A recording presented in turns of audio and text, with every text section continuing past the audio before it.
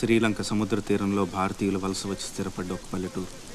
వాళ్ళు ఉండటానికి వీల్లేదంటూ స్థానికులు దాడులు జరుపుతుంటే ఏ క్షణంలో ఏం జరుగుతుందో అని ఆ పల్లె జనం ప్రాణాలు గుప్పెట్లో పెట్టుకు బతుకుతున్న రోజు. మొగలాయిలు హిందువుల్ని పెట్టే కష్టాలు చూడలేక జిజియాబాయి తన కొడుకు శివాజీకి విలువిద్యలు నేర్పించి వీరుల కథలు చెప్పింది. తన కొడుకులో పౌరుషాన్ని రెచ్చగొట్టి వాళ్ల మీద తిరగబడేలా చేసింది. అప్పటి మొగలాయిల సేనాధిపతిగా అఫ్జల్ ఖాన్ అని ఉండేవాడు. వాడు పొడుగ్గా 7 అడుగులెత్తున రాక్షసుల్లా ఉంటాడు. వాడు కూడా శివాజీని ఏం చేయలేకపోయాడు. అందుకని సంధికని పిలిచి కౌగిలించుకున్నట్టు నటించి వీపులో కత్తితో పొడిచాడు. అమ్మో, శివాజీ చచ్చిపోయాడా? లేదురా, శివాజీకి ఉక్కు కవచం ఉంది. ఇనుపగోళ్లతో అఫ్జల్ ఖాన్ గుండెని 2గా చీల్చేశాడు. అది చూసి జనం ఛత్రపతి ఛత్రపతి అని శివాజీని పొగిడారు. ఛత్రపతి అంటే ఏంటమ్మా? తన కోసం తను బతికేవాడు మనిషి, నలుగురు కోసం బతికేవాడు ఛత్రపతి. తర్వాత ఏమైందమ్మా? తననంత వాణ్ణి చేసిన తల్లి కోసం శివాజీ పెద్ద కోట కట్టించి బంగారు ఉయ్యాలు చేయించి అమ్మను బాగా చూసుకున్నాడు. నేను కూడా పెద్దయ్యాక నీకోసం పెద్ద మేడ కట్టిస్తానమ్మా. నీకు ఈ కష్టాలు ఏవీ లేకుండా చేస్తాను. నేను మహారాణిలా చూసుకుంటానమ్మా.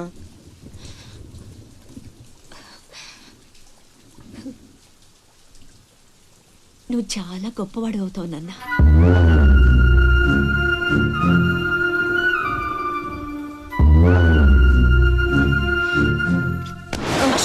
నువ్వేంట్రా మామకి ఇల్లు కట్టించేది? పోయి మీ అమ్మకి కట్టించుకో. అశోక్, ఏమిట్రా మాటలు? అందరూ అంటున్నారు వాళ్ళమ్మ చచ్చిపోతే నాన్నకి నిన్నిచ్చి పెళ్లి చేశారంట. అంటే నేను ఒక్కడనే గాని కొడుకుని, వాడు వాళ్ళమ్మ కొడుకు. తప్పు నాన్న. రామలక్ష్మణులు కూడా ఒక తల్లి బిడ్డలు కాదురా. అన్నదమ్ములంటే వాళ్ళ గురించే చెప్పుకుంటారు. మీరు కూడా అలాగే కలిసి ఉండాలిరా. మీరిద్దరూ దెబ్బలాడుకుంటుంటే నేను భరించలేనురా. అది నాకు చావు కన్నా పెద్ద శిక్ష.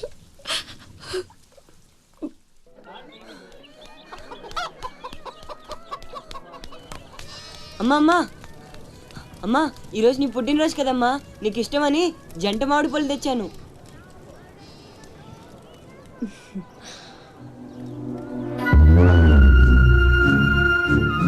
అమ్మ కోరికలన్నీ నీకే తెలుసురా.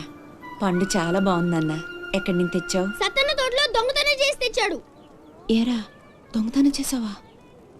లేదమ్మా. అబద్ధం చెప్తున్నాడమ్మా. ఇందాక బడేకి కొట్టి దొంగతనానికి వెళ్ళాడు. కావాలంటే ఒట్టేసి చెప్పమను. ఒట్టేసి చెప్పరా.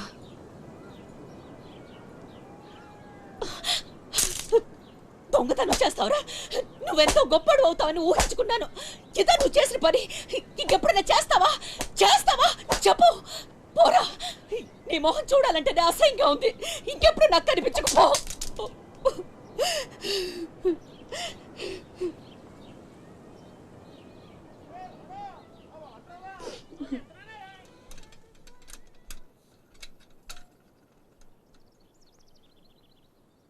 పుల్లయ్యగాడు ఊరగాయకు అందకాయ అడిగాడు, ఇచ్చావా? ఇచ్చాను నాన్న. సత్తన్నా, ఏంటమ్మా? మా పెద్ద అబ్బాయి వీటిని మీ తోటలో దొంగతనం చేశాడు. క్షమించన్నా. బలేదానివమ్మా. ఇది నీకు ఇష్టమని అడిగాడు. దాందే ఉంది తీసుకెళ్ళరా అంటే నాకు ఒట్టినే వద్దు అని తోటలో సందటాల దాకా పనిచేసి మరీ తీసుకొచ్చాడమ్మా. ఇంకో 4 పట్టుకెళ్ళరా అంటే నేను మా తమ్ముళ్లాగా ఈ జంట మామిడి పళ్ళు అంటే మా అమ్మకి ఎంతో ఇష్టమని కోసుకెళ్ళాడత్త.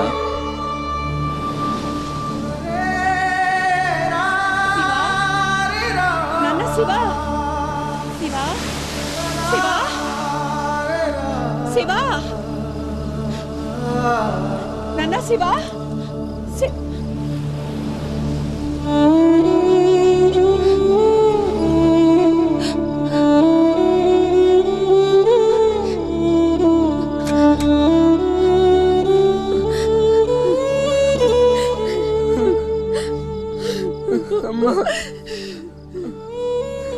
ఎందుకు నాన్న నిజం దాచావు?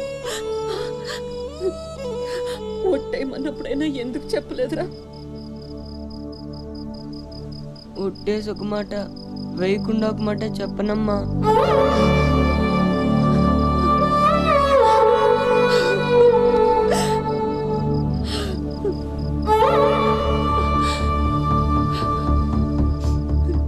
ఇంటికి వెళ్దాం పద నాన్న. నిద్ర వస్తుంది, కాసేపు నీ ఒళ్ళో పడుకుంటానమ్మా.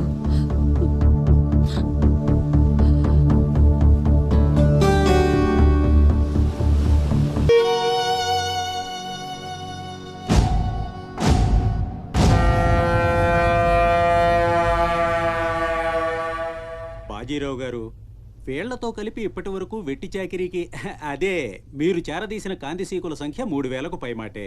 మరి మాకు కూడా థ్యాంక్ యూ సార్. వాళ్ళకి పొజిషన్ ఏంటో ఓసారి చెప్పు. అలాగే సార్. చూడండి, మీరంతా ఈ దేశంలోకి దౌర్జన్యంగా ప్రవేశించారు. న్యాయంగా అయితే మిమ్మల్ని వెనక్కి తరిమెయ్యాలి. కానీ అన్న బాజీరావు గారు మీ మీద జాలి పడుతున్నారు. కాబట్టి మేము చూసి చూడనట్టుంటాం. గుట్టుగా కాగితాల మీద సంతకాలు చేసి ఆయన పెట్టింది తిని బతకండి.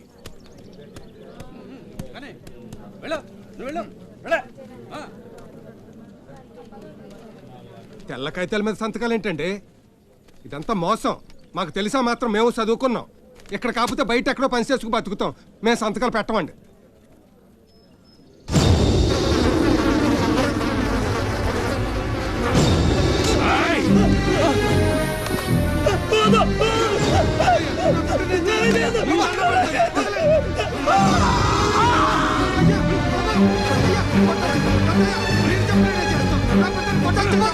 బాబు, బాబు, నా బిడ్డ.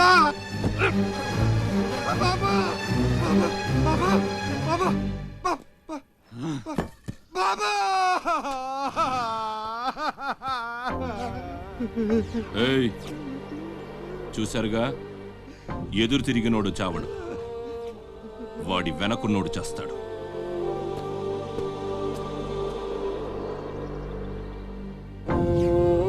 ఈ షిప్పులకి సరుకెత్తడం దించడం నా లీగల్ వ్యాపారం. దాని వెనక జరిగే చీకటి వ్యాపారం వేరే ఉంది. అదే నన్ను విశాఖపట్నానికి ఇంటల్లుడిని చేసింది. స్మగుల్డ్ గుడ్స్ని షిప్పు ఒడ్డుకొచ్చాక దించడం కష్టం. అడ్డమైన గాడిదలందర్నీ మేపాలి. అందుకని షిప్పు సముద్రంలో ఉండగానే ఆ సరుకుని ఒడ్డుకు చేర్చాలి. అది మీరు చెయ్యాల్సిన పని.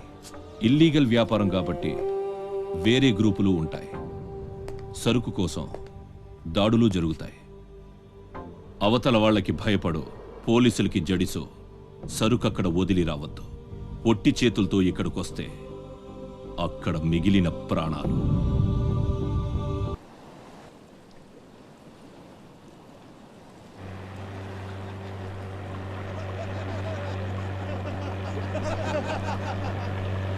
ఇంతకీ ఆడు చచ్చుంటాడా బతికుంటాడా? వాడు చచ్చే ఉంటాడన్నా. ఇంతసేపు ఎక్కడ బతుకుతాడన్నా? ఇంకేం బతుకుతాడు, ఖచ్చితంగా చచ్చే ఉంటాడు. అయితే పందెం. వాడు చచ్చే ఉంటాడని నా పందెం 500 అన్నా. నా పందెం 800 అన్నా. 1000 రూపాయలు నా పందెం. నా పందెం 1200. నాది 1500 అన్నా. ఖచ్చితంగా బతికుంటాడని నా పందెం 2000. లాగండ్రా.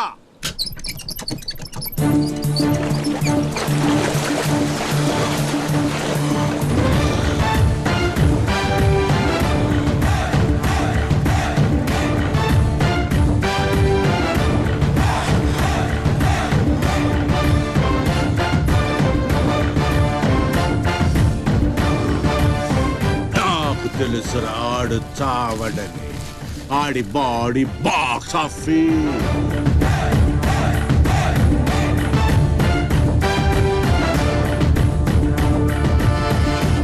చిప్పులోంచి సరుకు దించారని తెలిసింది. మేమొచ్చేసరికి దాన్ని మాయం చేశాం. నడిసంద్రంలో అది ఎలా కుదిరింది?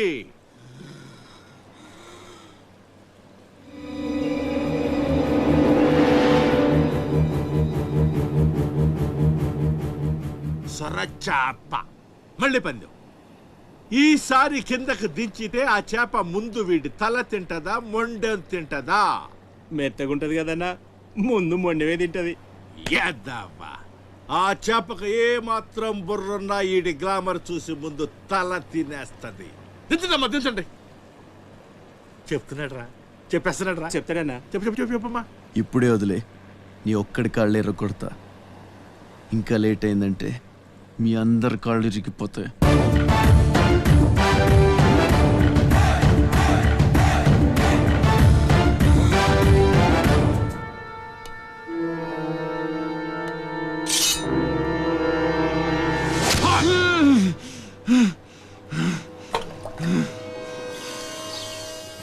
దుర్వాసన చూస్తే సొరకి పిచ్చెక్కిపోద్ది. హా, హా.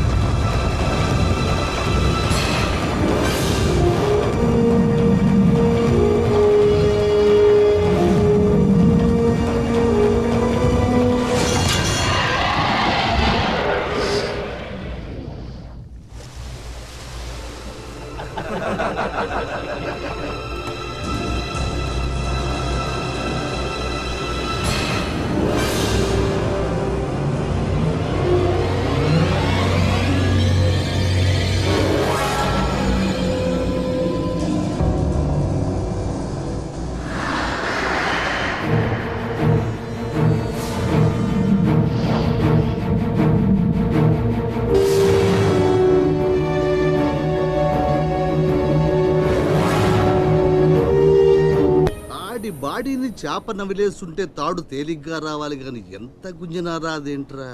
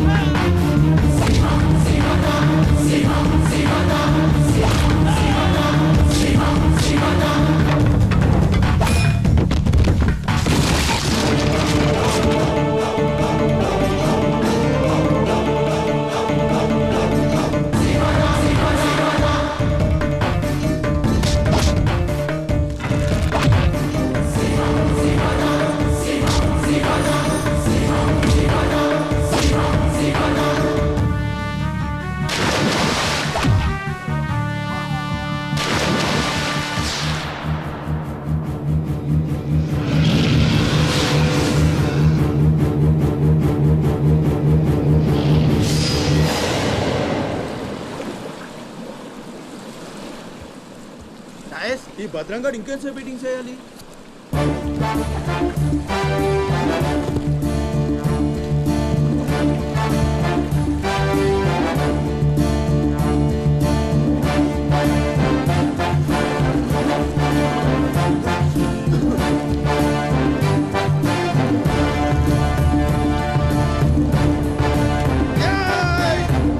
లేపండ్రా, రండ్రా, లాగురండి, మీరు రండ్రా. వెళ్ళండి.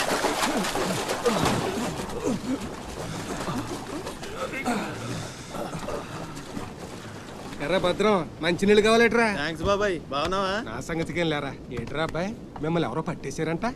మనోడే విడిపించాడు. మరి మామూలు శివాజీ ఏంటి? ఛత్రపతి శివాజీ. ఊరుకోండ్రా, దెబ్బలు బాగా తగిలేంట్రా? ఈ దెబ్బలదే ఉంది కానీ బాబాయ్, మనోని సొరచేపకి మేతగా పడేశారు. సరే అది ముక్కలు ముక్కలుగా నవిలేస్తుంది. ఎలా తప్పించుకున్నావు అబ్బయ్యా? అసలు ఏం జరిగింది? నా లేనేటి అది మగ చేప కాదు, ఆడ చేప. అయితే ఏడ్చేదటి ఇంకెటి సత్తది? మనోని చూస్తాను సిగ్గుతో సీర సరిపోనేగేసుకోను దీంతోనే సరిపోనది. ఇంకెటి తింటది? సొరకి సీరా సరిపోయిందా? కనపడ్డా ఎగేసుకో. సముద్రం పోటు మీద ఉంది, డేంజరు. సచ్చినుడా పెద్ద పరిగి మొహను రండే ఈ అదవంతా మనకు పనేటి. అన్నారం సత్యనారాయణ స్వామికి శ్రీ రాజరాజేశ్వరి వరప్రసాద మహారాజశ్రీ పసలపూడి పంకజం గారి పరమకళ.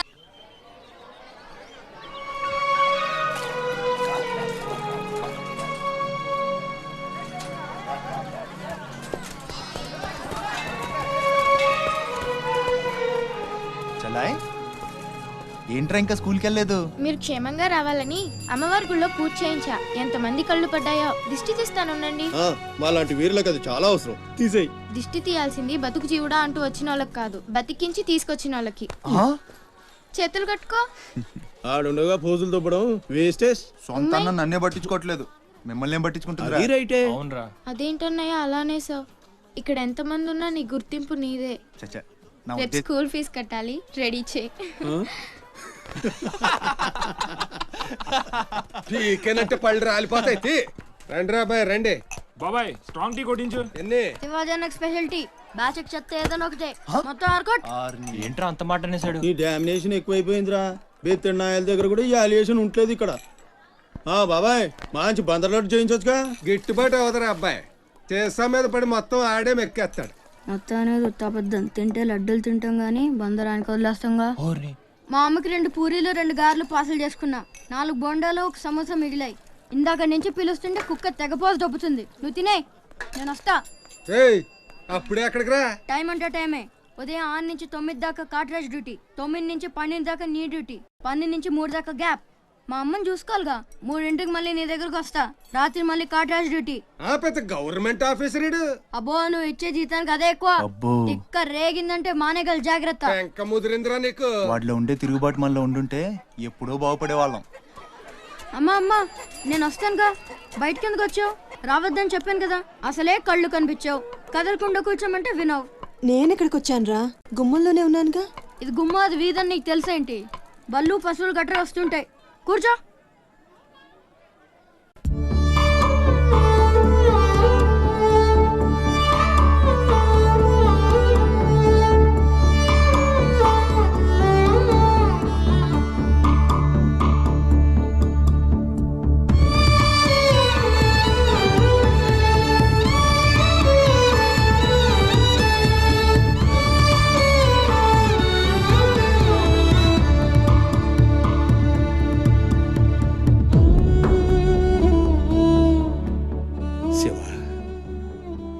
తమ్ముడు అశోక్ ఏమన్నా తెలిసిందంటరా? నీ ప్రేమే వాళ్ళకు ఊపిరి పోసి బతికెత్తదరా. తప్పకుండా ఏదో రోజు కనిపెత్తారు.